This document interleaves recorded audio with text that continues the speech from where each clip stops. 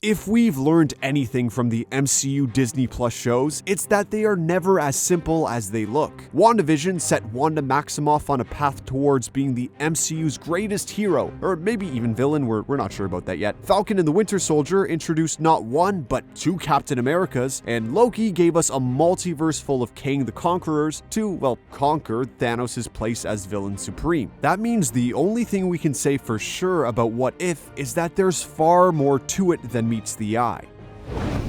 What If is going to introduce more awesome characters to the MCU than all of Phase 4 put together. The show is introducing us to Uatu the Watcher, a heroic version of Kilmonger, a zombie-slaying Bucky, and T'Challa the Star-Lord. All these characters seem awesome, but there's one who has grabbed the most attention, arguably becoming the mascot of the entire series. Peggy Carter has been a big deal for MCU fans since her debut in the first Captain America film. Since then, she has been sprinkled throughout the franchise, as we've seen her as a major player in S.H.I.E.L.D. all the way up to present day, where she passed away due to old age. What If is going to give us perhaps the coolest Peggy Carter to date, one who was chosen over Steve Rogers for the Super Soldier Serum. We will see Carter's Captain Britain take on the forces of Hydra and save the world. Chances are that she will have a similar fate to Captain America, where she's frozen in ice for decades. This could open her up to leading the variant Avengers alongside Kilmonger, T'Challa Star-Lord, Gamora with Thanos' armor, and Thor. If she is that timeline's contemporary Cap, that would serve her up to cross over into the prime MCU timeline and its new Captain America, Sam Wilson. Now that Steve's out of the picture, Captain Carter is the only real way to see Sam team up with another Cap. Hopefully, the show will also feature a cameo or something from the Agent Carter version of the character, establishing that show and the Agents of S.H.I.E.L.D. as canonical variant timelines at long last.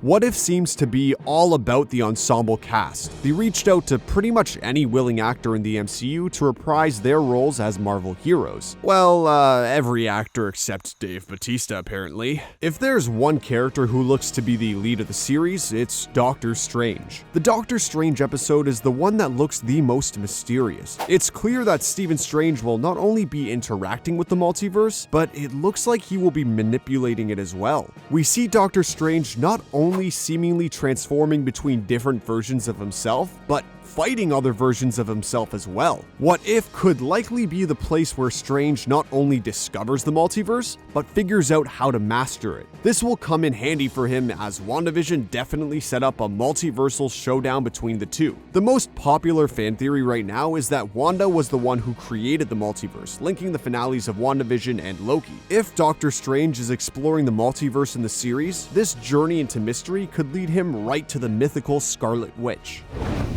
Ever since the ending of Loki established the multiverse, everyone has been obsessed with the man who would be the next Thanos, Kang the Conqueror. If ever there was a project to introduce the true threat of Kang, it would be What If. He Who Remains was very clear that the variants of himself were the most dangerous threat to the multiverse, so it would make sense if each episode featured at least a cameo of different versions of Kang, like Rama Tut, Immortus, and the Scarlet Centurion. These versions of Nathaniel Richards could be at the heart of every single conflict in the series. Maybe he's the one responsible for the zombie outbreak, or maybe he time travels to World War II to take on Captain Carter, or we could even see a showdown between the variants of Doctor Strange versus the variants of Richards. I think what we really need is a proper introduction to Kang Prime, who will likely be the MCU's primary version of Nathaniel. The new series will be introducing a new brand of Avengers. What better way of establishing that Kang is not to be messed with than to show him utterly owning the variant Avengers? I mean, in this series, he could brutally slay each and every member of this team in a way you could not get away with on a movie screen without getting an R rating. They could even top that by having Kang take on a full-blown Infinity Gauntlet Thanos and beat him to a pulp. That could be the greatest fight in the MCU's history. This showdown could end with Captain Carter escaping to the Prime MCU universe, where she serves as the messenger to our heroes about just how powerful Kang is. If there is one thing that's clear about this latest Disney Plus series, it's that in all of those universes, there won't be one Mephisto. Guys, I'm sorry, it's never gonna be Mephisto. Unless that's what they want us to think, which will lead us to the next Avenger. I'm kidding. I'm kidding.